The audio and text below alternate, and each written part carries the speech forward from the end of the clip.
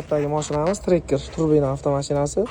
Bunga qo'yilgan uskunalar 03 скоростной спортивный farsonka, R02 150 kuchli reduktor, fitting trubkalar bilan dashli liniyalargacha pechkadan olib akkuratni qilib двойной filtrlar bilan установка qilib berganmiz. Elektronikamiz Tagdan Kunex Plus, shafta kalibrovkali turbina mashinalar uchun eng ma'qul elektronikadan qo'yib berganmiz. Balonimiz 48 litrli turistik balon, multiklapillar bilan ichkaridan o'rin ko'rsatib turadigan variant bo'lgan.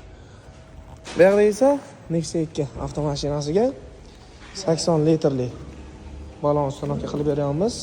Podstavkalariga alohida e'tibor berasizlar. Plyonkalar bilan tasmalarigacha qalin tasma. Mashinada o'sha yormaydigan variantda qo'yib berilyapti. Uni old sistemasiga 3-pakelikni uстановка qilib beryapmiz. Nexia Hybrid mashinasi.